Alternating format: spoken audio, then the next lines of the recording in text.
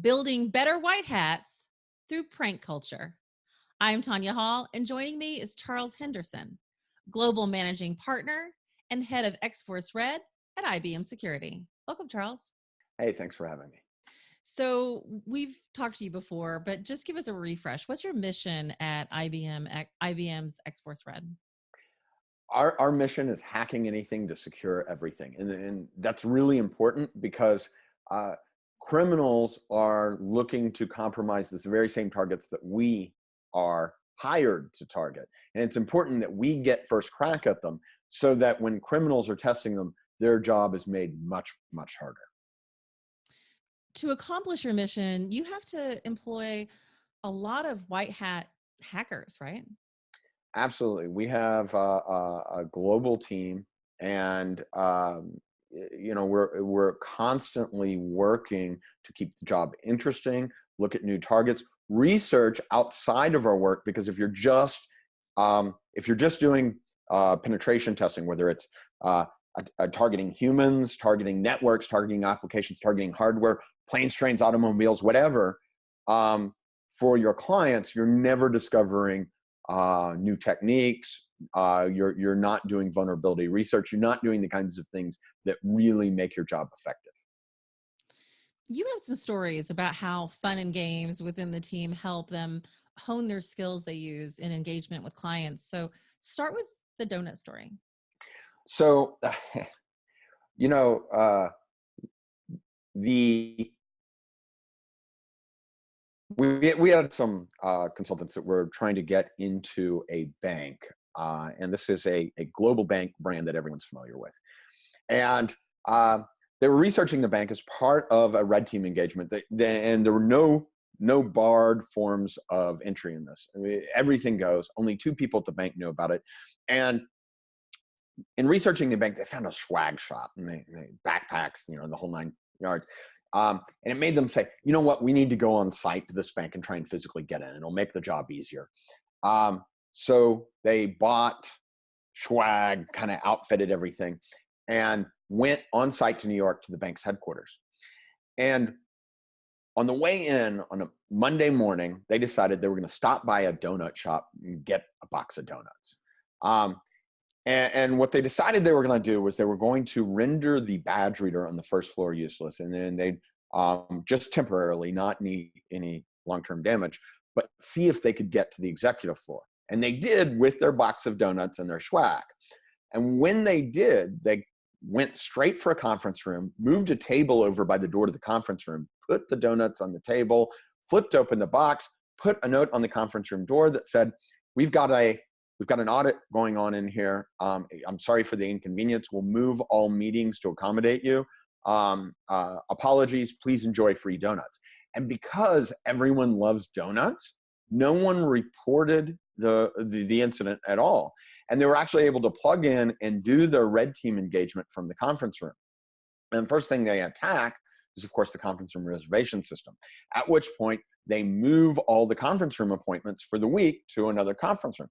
At this point, they validated their story with the floor, and people have free donuts. No one's reporting it, and it's working perfectly.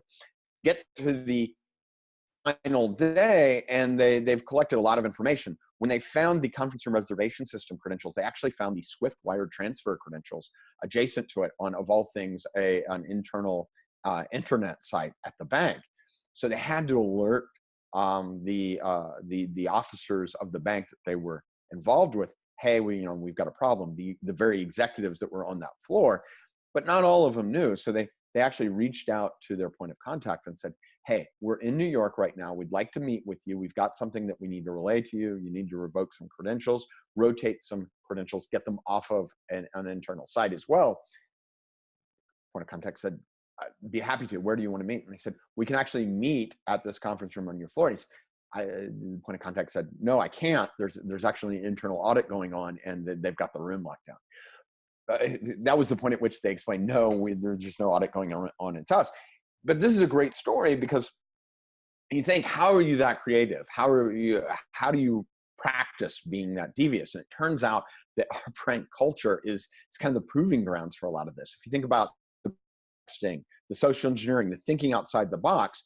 Well, when you're pranking another hacker on the team, and we have a strict opt-in policy, no one gets pranked if they don't want to be. Um, it ends up sort of it's the 6-day week practice for game day. And it adds an element of fun to it because it's a pretty stressful job. I mean, sneaking into a bank is not exactly something for the faint at heart.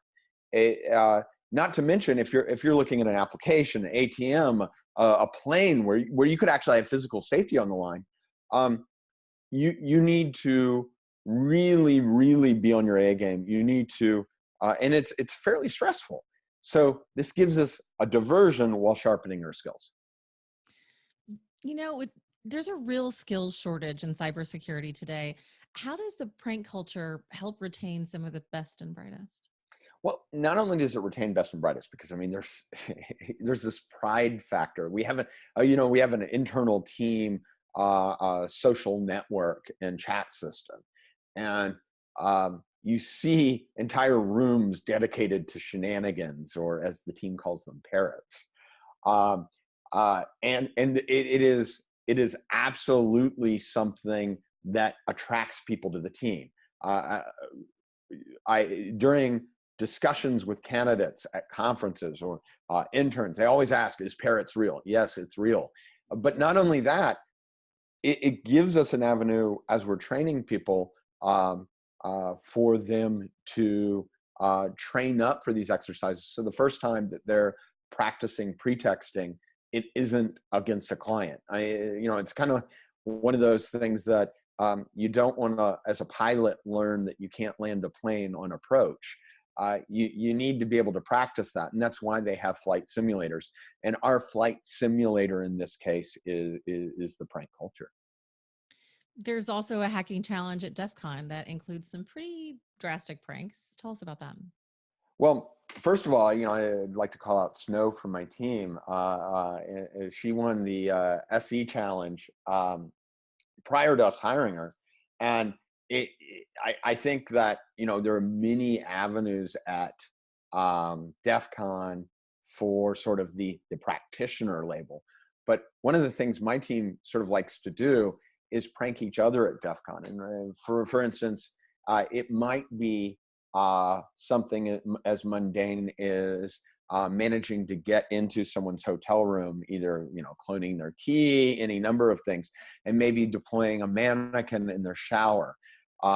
And bonus points if that mannequin can be armed with a knife or something, because everyone's seen the movie Psycho at least 5 times.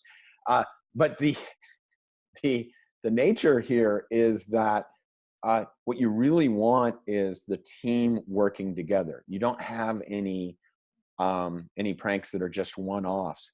Very often, you end up with sort of a team building exercise where it's almost Ocean's 11 meets Mannequin to get that mannequin into somebody's room. And every year we have I would say, a themed prank with the team, and these pranks are often way over engineered and over planned, and it's not so much just pulling it off so much as adding this bizarre degree of difficulty to the prank, because it's not just what you did, it's how you accomplished it, and that you did it in some totally non-obvious way.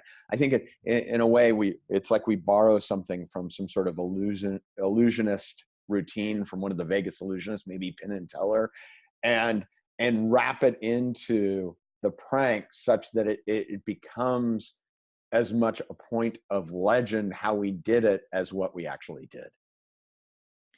Charles Henderson, Global Managing Partner and Head of IBM's X-Force Red, IBM Security X-Force Red. If somebody wants to connect with you, Charles, how can they do that? They can follow me on Twitter, Angus_TX. They can also follow X-Force Red on Twitter.